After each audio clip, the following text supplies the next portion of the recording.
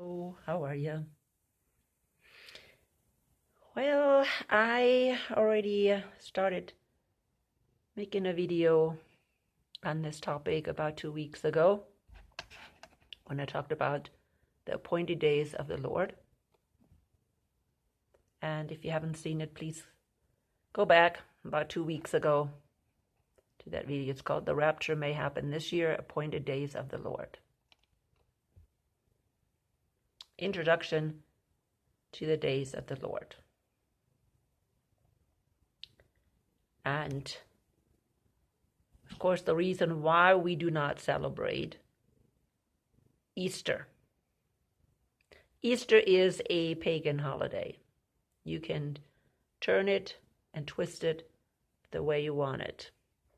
Of course, I am not going to judge you if you think differently. Go ahead.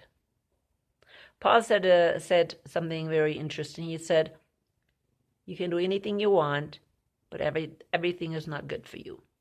And I'm paraphrasing.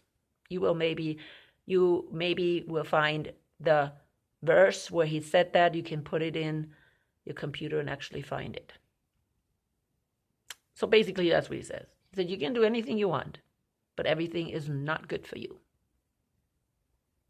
And this is the way I see it.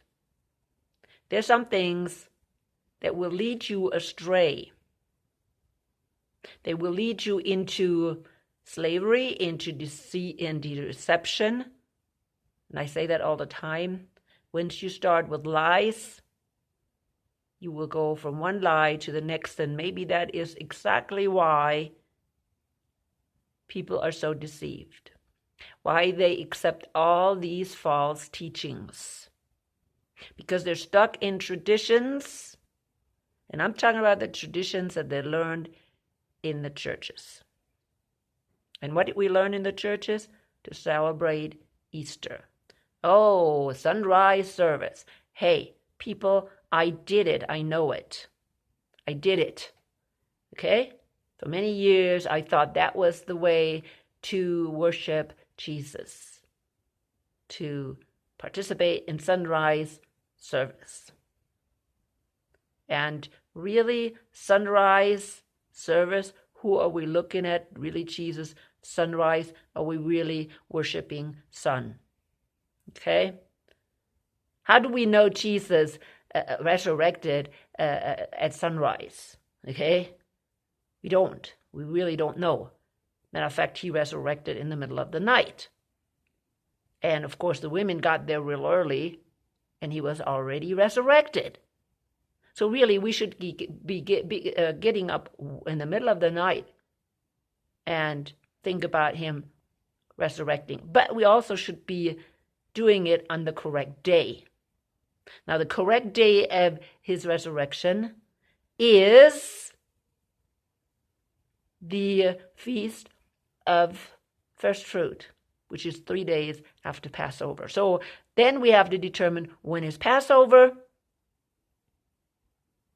I mean, the real Passover in God's timing. And then from there, 3 days, we can do it. But see, we are so blinded, we have been so blinded, that we just go along with everything. So we go along with celebrating the way the tradition celebrates it.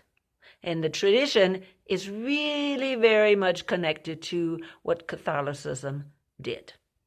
Like I said before, Luther reformed, but that's about all he did. He reformed, and he did not reform everything. He didn't change everything that was unbiblical, that was there because of the Roman Catholic Church. Only really major things, but most of it he kept in place, like the holidays, okay? He continued to celebrate Easter, which I understand because he had to grow and change, and unfortunately, the Reformation didn't continue after Luther. They had a 30-year war, and people were probably exhausted. So anyways, but no, Reformation is not a good thing. I think we need to go back to the original things. And Luther didn't do that. He did a lot of good things. I'm not going to talk bad about Luther. But he did not put things away, the sourdough away that should have been put away. And that is celebrating on Sundays, having a pastor, having a head, or somebody, hierarchy, to put it that way. So lots of things. And so when, I attended like Baptist churches, that's when they did it. Sunrise service was something special. Getting up real early in the morning. And people, if I think about it right now, that was not right. It was not really right. And of course, we didn't leave it by sunrise service. We mixed it with the pagan traditions, like bunnies and eggs, and all the things they're doing. Okay, probably Easter bonnet and Easter egg hunt and those kinds of things, and they're all pagan, and nobody thinks about it that they're pagan. Oh, they're just traditions. Oh, they're so cute traditions. We have to do it, right? So that's what people are doing. And and I think then I'm going to come to this place where I'm trying to clean things out. I mean, really clean everything out. This is really what's about Passover, okay? When you really look at Passover, the Jewish Passover, right? What they are doing. They are cleaning, but they are missing the point that the cleaning and taking out the leaven, okay, has to do with sin. And so what we really should be cleaning out is sin. And they're missing the whole thing as well. And they don't see Jesus in Passover either. They don't understand that the bread, the matzah, is actually symbolic for Jesus. It's like unbelievable. They have it right in front of them. They celebrate it. But see, it's a mindless celebration. And they filled it with their traditions, with coming out of Egypt and all that stuff. And they just totally miss the real meaning of it. So we cannot celebrate either side, whether we celebrate Easter or Passover. In my video last year, which I'm going to put on the bottom, I put it in the description box, I talked about that very clearly. So I'm not going to go into detail anymore. Please watch that if you haven't seen it last year. And there may be new people, so watch it. We have to know, people, who we are following. And we cannot follow two masters. And when we follow the traditional Easter, which is coming out of the Roman Catholic Church, then we're still following Roman Catholicism. And yet, the Lutheran Church kept it. Yep, the Baptist Church kept it. Pretty bad. Methodist or whatever, Presbyterian, they just went along. Presbyterian Church kept a lot anyways from the Catholic Church, which is extremely sad, very sad. But that's the way it is. So we have to clean, especially around this time, pre-Passover time, we have to clean out the sourdough or the leaven. That's part of it.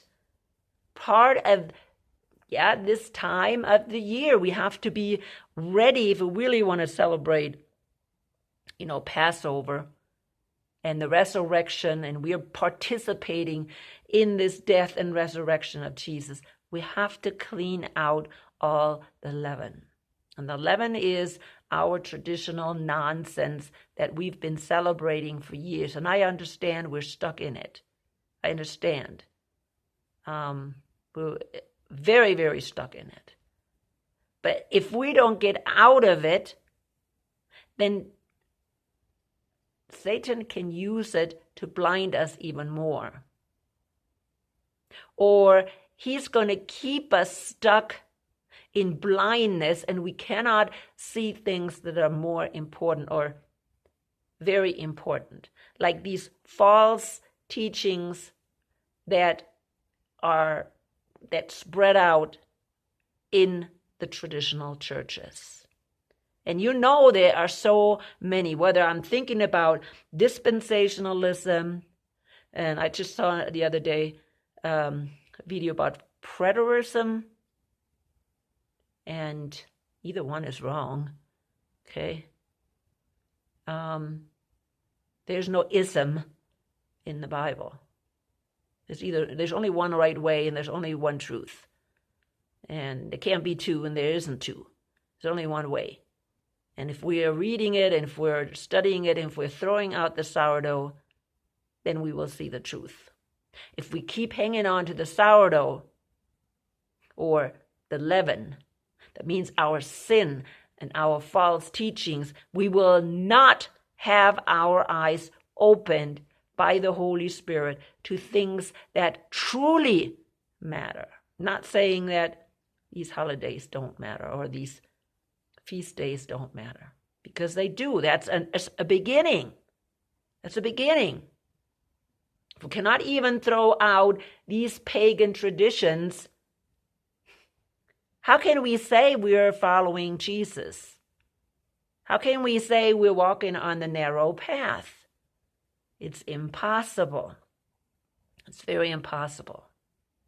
Now, if you need some proof that Easter is a pagan holiday, I have recommended this book called Babylon, Mystery Religion by Ralph Halford. Okay, so look that one up. Ralph Halford. When was it again? I'm going to bring it up. It's on, you can get it free on archive.com. Babylon Mystery Religion, Ralph Woodrow, Ralph Woodrow, 1966, and I think there's also one in 1981, an edition. So you can get that for yourself. If I think about it, I'll put a link on the bottom. If I think about it. If not, remind me. So anyways, that tells you clearly what the connection is between Easter, Catholicism, and the Babylon religions.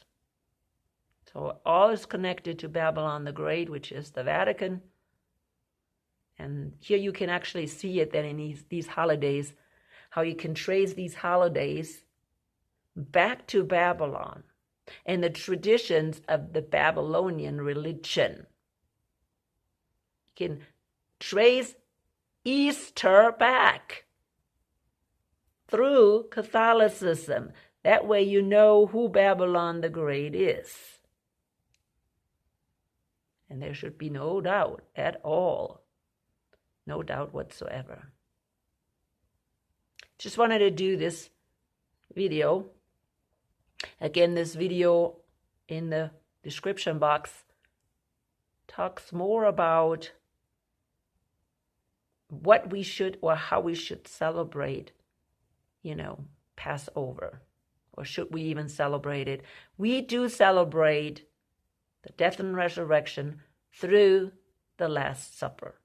And we do it as often we do it, or we can do it as often as we want. That's what Jesus says. Celebrate it as often as you want to. And the early church did it once a week. And